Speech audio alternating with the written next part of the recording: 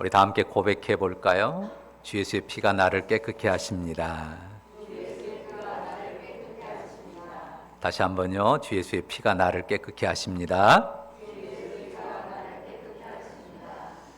자, 주 예수의 피가 우리 육체와 영혼의 모든 것을 깨끗게 하실 줄 믿습니다. 이 믿음의 확신과 자유를 누리는 여러분들 되시기를 바랍니다. 자, 우리는 우리의 죄가 그의 이름으로 말미암아 사해졌음을 믿습니다. 그의 이름으로 말미암아, 우리 주 예수 그리스도 그의 이름으로 말미암아 우리가 의로운 자로 인정되었고 하나님 앞에 용납을 받았습니다. 예수 그리스도 그 이름에 담긴 인격과 사역 때문이죠. 오직 그의 이름을 믿음으로 말미암아 허락하시는 하나님의 은혜입니다. 자, 우리가 세상의 여러 관계들 속에 살아요. 그리고 각각의 그 관계의 자리들이 있습니다. 그런데 그 관계가 어떤 관계고 어떤 자리이건 그 모든 관계를, 자리를 덮는 알미 있어요. 우리가 지난 시간에 봤는데요. 너희가 태초부터 계신 이를 알았다는 것. 우리가 태초부터 계신 이를 알았다는 것입니다.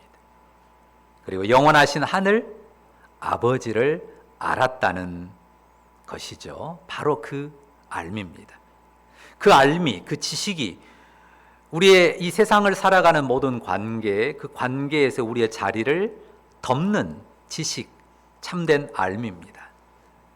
그 알미 단순히 우리의 뇌세포에 새겨져서 기억되는 지식일 뿐만 아니라요, 영원하신 하나님을 아버지로 알고 누리는 인격적인 관계, 그리고 그 관계의 현실입니다. 그리고 그 믿음 안에서 우리는 이미 악한 자를 이겼습니다. 그 은혜 안에서 우리가 충분히 강하고요, 그 은혜 안에서 우리가 이미 흉악한 마귀를 이기었습니다. 주 예수 안에서 내가 강한 자입니다. 주 예수를 믿음 안에서 우리가 승리자입니다. 오늘 15절 말씀은요, 우리의 승리와 패배에 관해서 아주 귀한 빛을 주는 말씀인데요. 15절 한번 같이 읽어볼까요? 다시 읽습니다. 2장 15절 시작. 이 세상이나 세상에 있는 것들을 사랑하지 말라. 누구든지 이 세상을 사랑하면 아버지의 사랑이 그 안에 있지 아니하니. 뭐라고 말씀하시죠? 이 세상이나 세상에 있는 것들을 사랑하지 말라 하시죠. 자, 분명히 이미 우리가 확인했어요. 우리가 주 예수 안에서 강한 자고 승리자라고 합니다. 그런데 현실은 어떻습니까? 우리가 매일 꾸려가는 우리의 현실 속에서 우리는 매우 연약한 자고 그 연약함 속에서 무너질 때가 많습니다. 내가 아버지예요. 또 혹은 내가 부모예요. 엄마예요. 그런데 자식 앞에서 얼마나 미력하고 부족한지, 힘도 그렇고 지혜도 그렇고 경제력도 그렇고 부족함 투성이에요. 그래서 때로는 그 연약함 속에서 마음이 무너져 내립니다. 그래서 패배감에 젖기도 하고요, 그 연약함에 무너지는 마음을 가누지 못할 때가 있습니다. 근데 그 이유가요, 우리가 약함도 있지만, 우리의 옛사람의 약함도 있지만 여기에 있어요. 그 까닭은 여기 뭐라고 했냐면요, 세상이나 세상에 있는 것들을 사랑함에 대해서 말하거든요. 세상이나 세상에 있는 것들을 사랑하면 우리가 세상 가운데 패배주의에 빠지기 쉽습니다. 자, 여기서 우리가 먼저 확인할 게 있어요. 세상에 대해서, 그리고 세상에 있는 것들에 대해서 먼저 확인할 게 있어요. 제가 두 가지 명제를 말씀드릴 테니까 옳은 말을 선택해 보십시오. 1번, 세상이나 세상에 있는 것들은 근원이 전부 악이다. 2번, 세상이나 세상에 있는 것들은 본디 하나님의 선한 피조물이다. 몇 번입니까? 2번이죠. 그렇습니다. 세상을, 그리고 세상에 있는 것들을 다 누가 만드셨어요? 하나님이 만드셨어요. 하나님 만든 선한 피조물입니다. 하나님께서 이 세상을 다 만드신 후에 뭐라고 소감을 말씀하셨어요? 참 좋다, 참 좋다, 이렇게 말씀하셨던 선한 피조물입니다. 따라서 여기 15절의 말씀이요, 그 가치를 뒤엎는 말이 아니에요. 이 세상이, 그리고 이 세상에 있는 모든 것들이 하나님의 선한 피조물이었다는 사실 자체를 뒤엎는 말이 아닙니다. 자, 문제는 뭡니까? 여기에 세상이나 세상에 있는 것들을 사랑하지 말라 그랬어요. 뭐가 문제예요? 세상이나 세상에 있는 것들을 사랑하는 것이 문제입니다. 여기서 말하는 세상은요, 아까 말한 것처럼 하나님 만들어서 존재하는 세상 그 자체를 말하는 게 아니에요. 자, 사람이 창세기에 보면 범죄하고 타락했을 때 세상이 어떻게 됩니까? 저주를 받죠. 그래서 이 세상이 죄와 저주 아래 놓인 세상이 되었고요. 온 세상의 어둠의 권세, 사탄 마귀의 권세 아래 놓이게 됐습니다. 그러니까 세상이 분명 하나님이 선으로 창조하신 세상인데 자체로 선이 막 넘쳐나는 세상이 아니게 됐단 말이에요. 그냥 저절로 선으로 굴러가는 세상이 더 이상 아니게 됐다는 말입니다. 죄와 저주 아래 있는 세상이. 로마서에 보면 이런 표현이 있습니다. 썩어짐의 종로로 다는 세상이다. 온 세상의 모든 것이 다 썩어짐의 질서로 돌아가는 세상이 됐고요. 죄와 허무에 굴복하는 세상이 됐어요.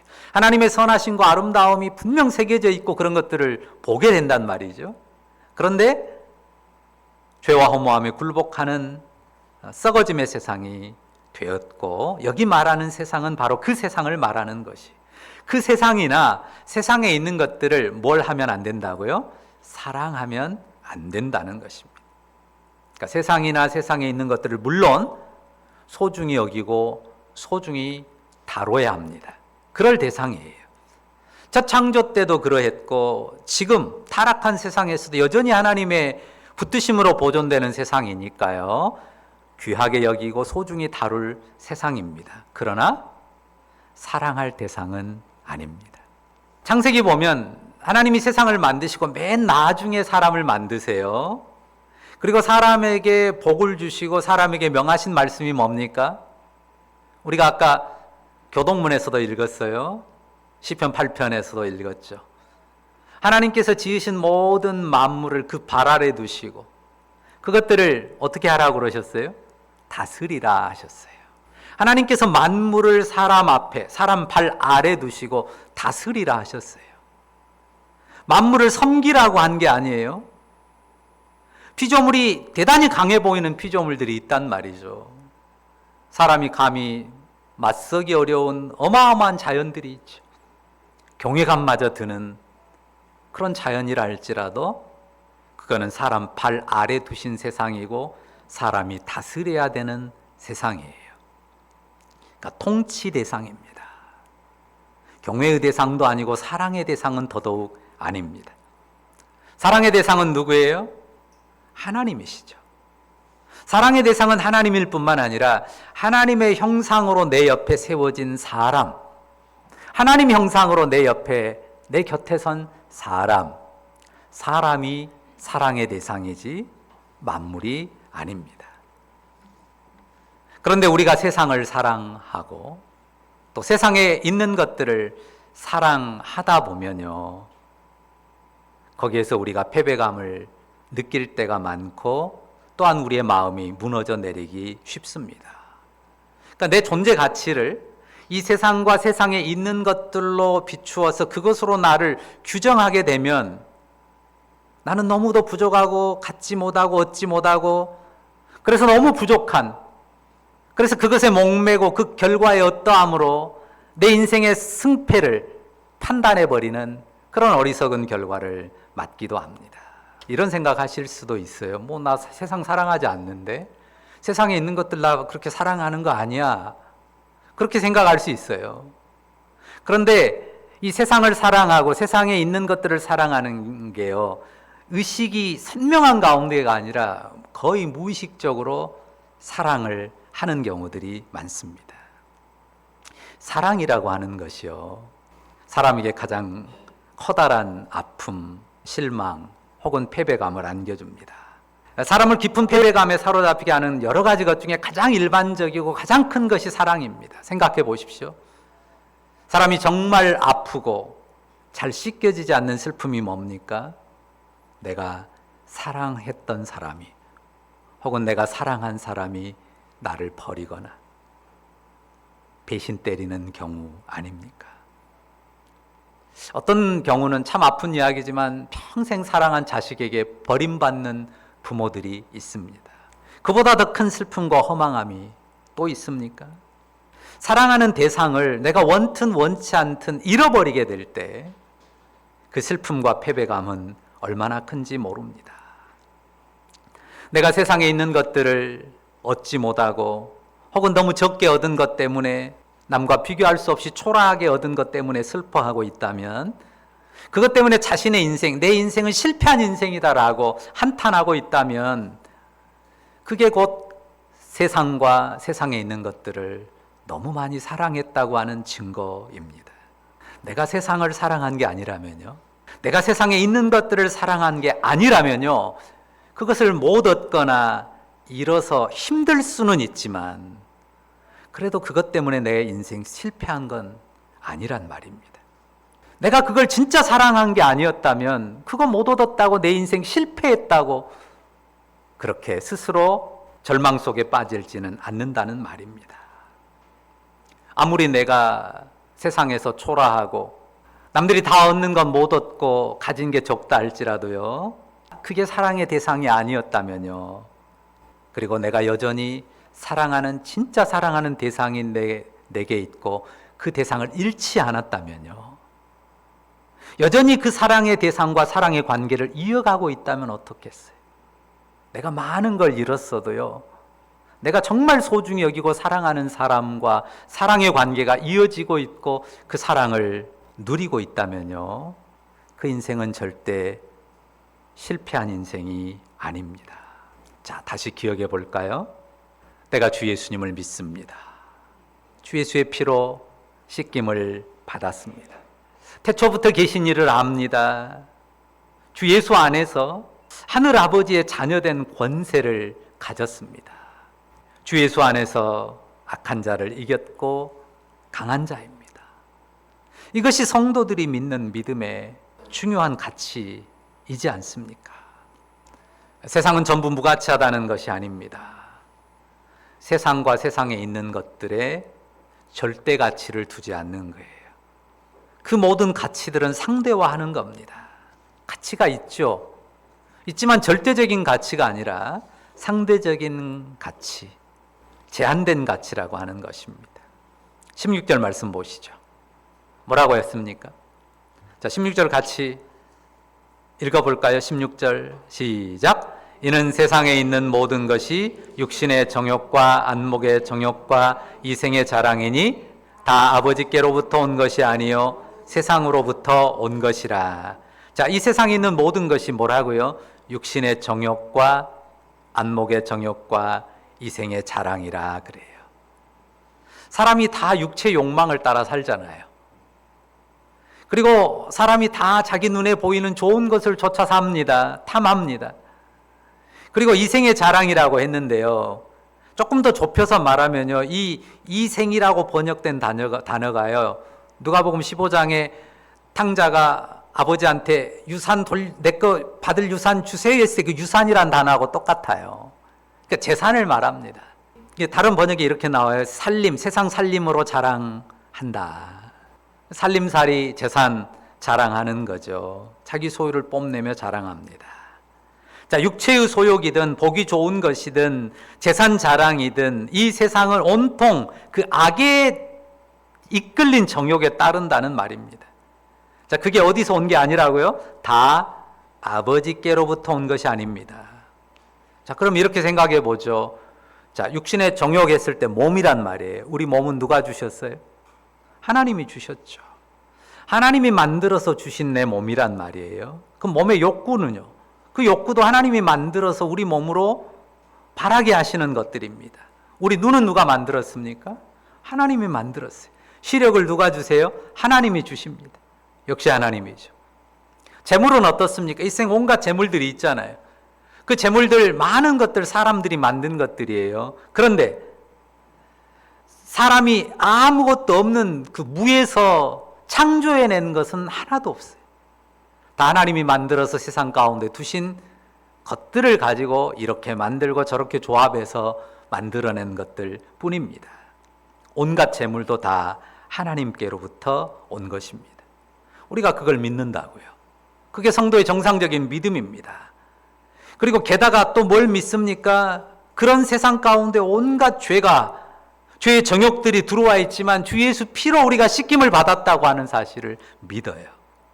그래서 영원하신 하나님을 아버지라고 부르고 하늘 아버지를 모시고 삽니다. 그러니까 전에는 육신의 정욕으로만, 안목의 정욕으로만, 이생의 자랑으로만 살았을 수 있어요. 그러나 이제는 주 예수 안에서 그 정욕들을 털어내는 겁니다. 자, 17절 말씀 함께 읽어볼까요? 다 같이 읽습니다. 이 세상도 그 정욕도 지나가되 오직 하나님의 뜻을 행하는 자는 영원히 거하느니라. 한 번 더 읽습니다. 이 세상도 그 정욕도 지나가되 오직 하나님의 뜻을 행하는 자는 영원히 거하느니라. 아멘. 자, 이 죄악 세상은 물론 이 세상의 정욕과 자랑은요, 지나가고 말 것이. 여러분에게 자랑스러운 것들이 있잖아요. 어떤 자랑스러운 것들은 자랑할 만해요. 근데 세상에 아무리 자랑스러운 것도 다 지나가요. 더 이상 내 자랑이 되지를 못합니다. 무엇만 영원히 남아요? 거기 다시 보세요. 오직 하나님의 뜻을 행하는 자는 영원히 거하느니라. 그러니까 육체를 학대하거나 자해하라는 게 아니죠. 눈을 감고 살라는 것도 아니에요. 아무것도 보지 말고 눈 딱 감고 살라는 말이 아닙니다. 뭐 심하게 아예 눈을 파서 없애라는 말은 더더욱 아니고요. 재물이나 살림살이는 다 내다버리고 빈털터리로 살라는 말도 아닙니다. 중요한 건 뭐예요? 오직 하나님의 뜻을 행하는 자로 사는 거예요. 중요한 것은 오직 하나님의 뜻을 행하는 자로 사는 것입니다. 분명히 우리가 이 세상에 살아요. 이 세상에 있는 것들을 가지고 삽니다. 그것을 때로는 의지해서 살아요. 그것으로 힘을 얻기도 합니다. 하지만 이 세상에 있는, 이 세상이나 이 세상에 있는 것들에 좌우되는 삶을 사는 게 아닙니다. 이 세상의 가치를 넘어서서 초월해서 영원을 사는 것입니다. 이 세상에 있는 것들을 사랑하지 않아요. 소중히 여기고 소중히 귀하게 대합니다. 그리고 다스립니다. 무엇을 따라서요? 하나님의 뜻을 따라 내 몸도, 내 눈에 들어오는 욕심도, 또 이 세상의 어떤 재물이나 이런 것들도 다스리려고 해요. 하나님의 뜻을 따라서. 그 자체가 목표가 아닙니다. 그것에 목매지 않습니다. 우리 몸의 욕구를 채우는 것도 중요하고, 우리 눈에 보이는 아름다운 것들을 가꾸는 것도 중요합니다. 재물을 얻는 것, 쓰는 것도 중요합니다. 그러나 그것은 필요한 것일 뿐이에요. 뭐라고요?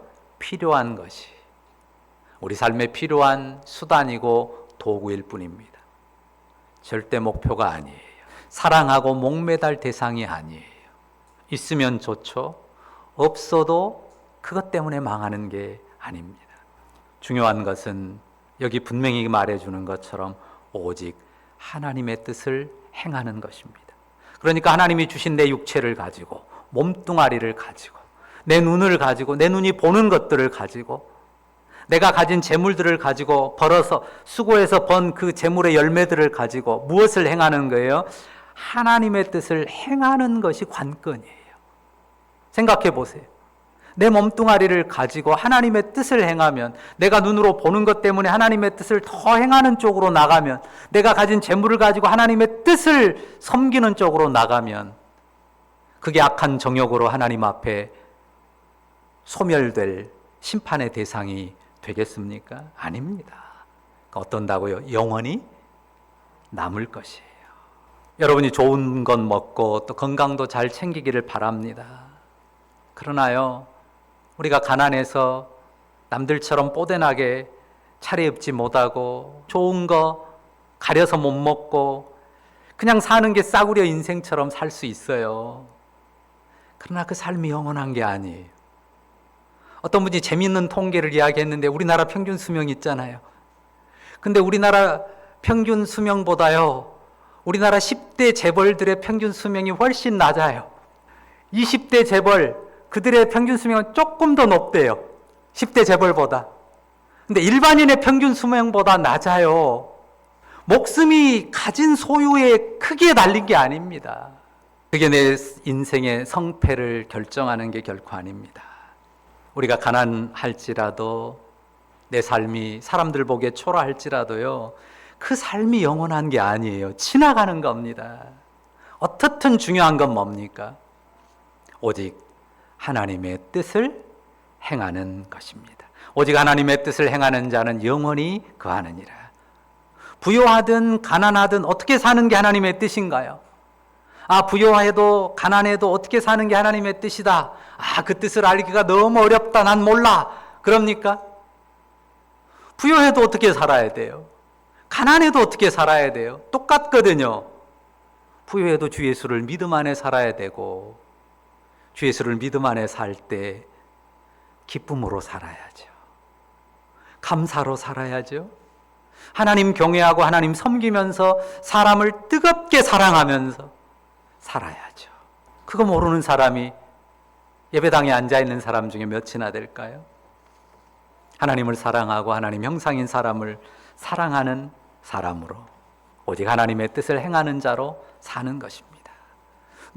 눈에 보이는 것도 마찬가지고요. 우리 몸으로도 그렇고 우리 눈에 보이는 것도 재물도 마찬가지입니다. 우리가 눈을 굴리잖아요. 눈알을 굴려요. 근데 가득한 정욕을 가지고 정욕이 가득한 눈으로 이것저것 막 눈알 굴리는 사람들 많아요. 또 자랑하는데 내 이기심과 내 교만을 높이는 자랑을 따라서 자신의 삶을 쌓으려고 연연하는 경우도 있죠. 그런 것들을 떨쳐내는 것입니다. 눈을 어떻게 굴려요? 악한 정욕을 채우기 위해서 이리저리 굴리는 게 아니라 하나님의 뜻을 행하기 위해서 어떻게 어디에 하나님의 뜻을 행하는 것이 필요하고 행해야 될지를 살피는 그 눈을 열심히 돌리면 하나님이 기뻐하죠. 그게 죄로 가지 않습니다. 또한 하나님의 뜻을 따라 하나님의 앞에 정직하게 수고해서 재물을 모읍니다. 성도가 검소하게 사니까요, 재물이 모여요. 그래서 자본주의가 나온 겁니다. 자본주의가 기독교 세계에서 나왔어요. 땀 흘려 일하고 성실히 일하는데 검소하게 사니까 모여요, 자본이. 근데 그 자본도 자칫 잘못 가면 야수 자본주의로 가서 극단적인 탐욕을 추구하는 대로 가버리기도 한단 말이죠. 하나님의 뜻을 따라 재물을 모으기도 하고 하나님의 기뻐하신 뜻을 따라 드리기도 하고요. 하나님의 기뻐하신 뜻을 따라 기쁘게 사용하는 것입니다. 그러니까 재물이 적어도 내가 행할 하나님의 뜻이 분명히 있어요. 재물이 많으면 하나님의 선한 뜻을 행할 부분이 좀 더 있겠죠. 재물이 많으면 좀 더 있어요. 그러나 재물이 없어도 재물이 없으니까 적으니까 하나님의 뜻을 나는 못 행한다고 그렇게 말할 근거는 성경 어디에도 없습니다. 절대로 재물이 관건이 아닙니다. 사실 여러분이 살아보면요, 열일하는 녀석이요, 뭐예요? 돈이에요. 진짜 돈이 열일합니다. 열일이 아니라 백일, 천일도 해요. 돈의 힘이 정말 커요. 사람 노릇도 돈이 하는 것 같아요. 그래, 내가 돈이 없고 적으니까 사람 노릇도 못하는 것 같고, 그래서 서글프고 마음 우울해지고 그러기도 합니다. 가히 돈이 하나님 자리를 꿰찰 만해요. 그런 현실이에요. 그러나 돈이 하나님은 아닙니다. 분명히 말씀을 기억하십시다. 이 세상도 그 정욕도 지나갑니다. 뭣도 지나가요? 돈도 지나가요.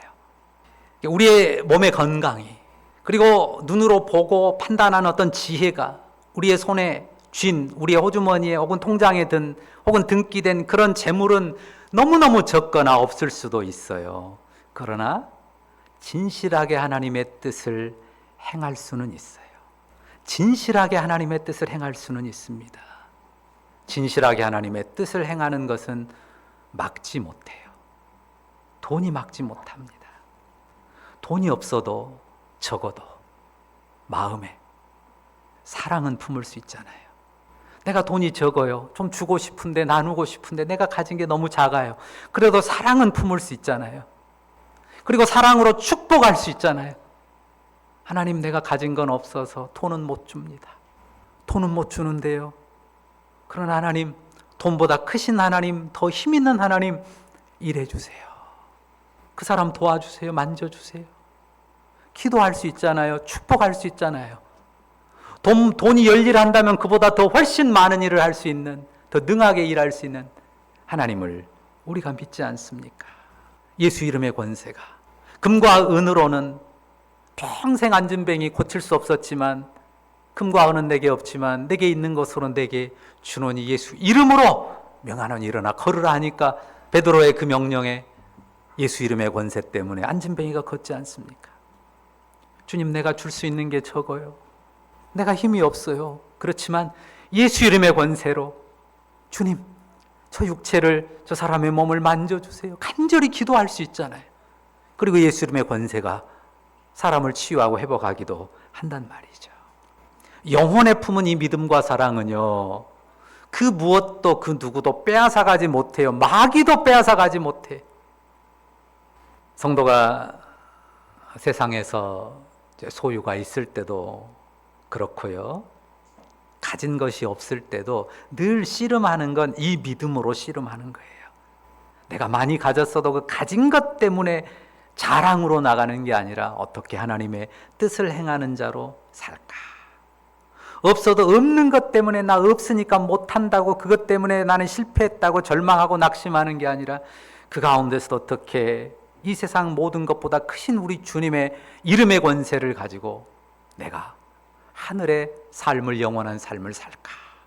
그것을 고민하고 연단하는 거죠. 그러니까 어쩌면 없을 때 더욱 그 믿음을 훈련하는 거죠.